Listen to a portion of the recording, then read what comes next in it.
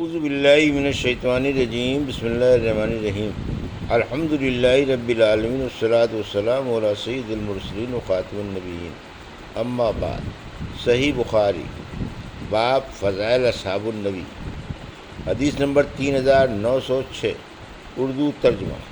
ابن شہاب نے بیان کیا اور مجھے عبد الرحمن بن مالک مدلجی نے خبر دی، وہ سراقہ بن مالک بن جاشم کے بھتیجے ہیں کہ ان کے والد نے انہیں خبر دی اور انہوں نے سراقہ بن جاشم رضی اللہ عنہ کو یہ کہتے سنا کہ ہمارے پاس کفار قریش کے قاصد آئے اور یہ پیشکش کی کہ رسول اللہ صلی اللہ علیہ وسلم اور حضرت ابوبکر کو اگر کوئی شخص قتل کر دے یا قید کر لائے تو اسے ہر ایک کے بدلے میں 100 اونٹ دیے جائیں گے۔ میں اپنی قوم بنی مدلج کی ایک مجلس میں بیٹھا ہوا تھا کہ ان کا ایک آدمی سامنے آیا اور ہمارے قریب کھڑا ہو گیا۔ ہم ابھی بیٹھے ہوئے تھے۔ اس نے کہا، سراقہ ساحل پر میں ابھی چند سائے دیکھ کر آ رہا ہوں، میرا خیال ہے کہ وہ محمد صلی اللہ علیہ وسلم اور ان کے ساتھی ہی ہیں۔ سراقہ نے کہا کہ میں سمجھ گیا، اس کا خیال صحیح ہے، لیکن میں نے اس سے کہا کہ وہ لوگ نہیں ہیں، میں نے فلاں آدمی کو دیکھا، ہمارے سامنے سے اسی طرف گئے۔ اس کے بعد میں مجلس میں تھوڑی دیر اور بیٹھا رہا اور پھر اٹھتے ہی گھر گیا اور اپنی لونڈی سے کہا کہ میرے گھوڑے کو لے کر ٹیلے کے پیچھے چلی جائے اور وہیں میرا انتظار کرے۔ اس کے بعد میں نے اپنا نیزہ اٹھایا اور گھر کی پشت کی طرف سے باہر نکل آیا۔ میں نیزے کی نوک سے زمین پر لکیر کھینچتا ہوا چلا گیا اور اوپر کے حصے کو چھپائے ہوئے تھا۔ سراقہ یہ سب کچھ اس لیے کر رہا تھا کہ کسی کو خبر نہ ہو، ورنہ وہ بھی میرے انعام میں شریک ہو جائے گا۔ میں گھوڑے کے پاس آ کر اس پر سوار ہوا اور سبا رفتاری کے ساتھ اسے لے چلا، جتنی جلدی کے ساتھ بھی میرے لیے ممکن تھا۔ آخر میں نے ان کو پا ہی لیا۔ اسی وقت گھوڑے نے ٹھوکر کھائی اور مجھے زمین پر گرا دیا، لیکن میں کھڑا ہو گیا اور اپنا ہاتھ ترکش کی طرف بڑھایا۔ اس میں سے تیر نکال کر میں نے فال نکالی کہ آیا میں انہیں نقصان پہنچا سکتا ہوں یا نہیں۔ فال اب بھی وہ نکلی جسے میں پسند نہیں کرتا تھا، لیکن میں دوبارہ اپنے گھوڑے پر سوار ہو گیا اور تیروں کے فال کی پرواہ نہیں کی۔ پھر میرا گھوڑا مجھے تیزی کے ساتھ دوڑائے لیے جا رہا تھا۔ آخر جب میں نے رسول اللہ صلی اللہ علیہ وسلم کی قرات سنی، آن صلی اللہ علیہ وسلم میری طرف کوئی توجہ نہیں کر رہے تھے، لیکن حضرت ابوبکر رضی اللہ عنہ بار بار مڑ کر دیکھتے تھے، تو میرے گھوڑے کے آگے کے دونوں پاؤں زمین میں دھس گئے۔ جب وہ ٹخنوں تک دھس گیا تو میں اس کے اوپر گر پڑا اور اسے اٹھنے کے لیے ڈانٹا۔ میں نے اسے اٹھانے کی کوشش کی، لیکن وہ اپنے پاؤں زمین سے نہیں نکال سکا۔ بڑی مشکل سے جب اس نے پوری طرح کھڑے ہونے کی کوشش کی تو اس کے آگے کے پاؤں سے منتشر سا غبار اٹھ کر دھوئیں کی طرح آسمان کی طرف چڑھنے لگا۔ میں نے تیروں سے فال نکالی، لیکن اس مرتبہ بھی وہی فال آئی جسے میں پسند نہیں کرتا تھا۔ اس وقت میں نے صلی اللہ علیہ وسلم کو امان کے لیے پکارا۔ میری آواز پر وہ لوگ کھڑے ہو گئے اور میں اپنے گھوڑے پر سوار ہو کر ان کے پاس آیا۔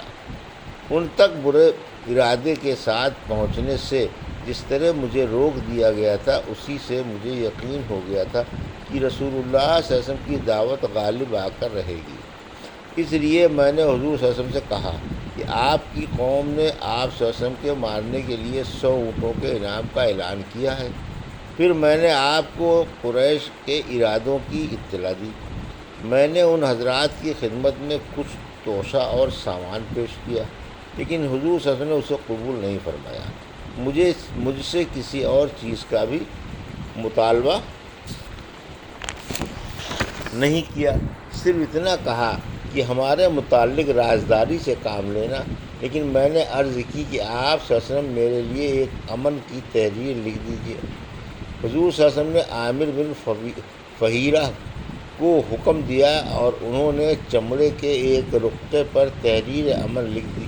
اس کے بعد رسول اللہ صلی اللہ علیہ وسلم آگے بڑھے۔ ابن شہاب نے بیان کیا اور انہیں عروہ بن زبیر نے خبر دی کہ رسول اللہ صلی اللہ علیہ وسلم کی ملاقات زبیر سے ہوئی، جو مسلمانوں کے ایک تجارتی قافلے کے ساتھ شام سے واپس آ رہے تھے۔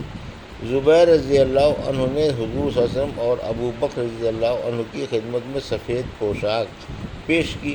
ادھر مدینے میں بھی مسلمانوں کو حضور صلی اللہ علیہ وسلم کی مکے سے ہجرت کی اطلاع ہو چکی تھی، اور یہ لوگ روزانہ صبح کو مقام حرا تک آتے اور انتظار کرتے رہتے، لیکن دوپہر کی گرمی کی وجہ سے دوپہر کو انہیں واپس جانا پڑتا تھا۔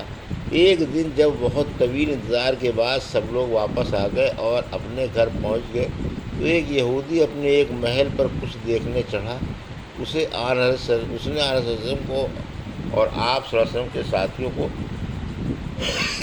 دیکھا، سفید سفید چلے آ رہے تھے یا تیزی سے جلدی آ رہے تھے۔ جتنا آپ صلی اللہ علیہ وسلم نزدیک ہو رہے تھے اتنی ہی دور سے پانی کی طرح ریتی کا چمکنا کم ہوتا جاتا تھا۔ یہودی بے اختیار چلا اٹھا کہ اے عرب کے لوگوں، تمہارے یہ بزرگ سردار آ گئے جن کا تمہیں انتظار تھا۔ مسلمان ہتھیار لے کر دوڑ پڑے اور حضور صلی اللہ علیہ وسلم کا مقام حرا پر استقبال کیا۔ آپ صلی اللہ علیہ وسلم نے ان کے ساتھ داہنی طرف کا راستہ اختیار کیا اور بنی عمرو بن عوف کے محلے میں قیام کیا۔ یہ ربیع اول کا مہینہ اور پیر کا دن تھا۔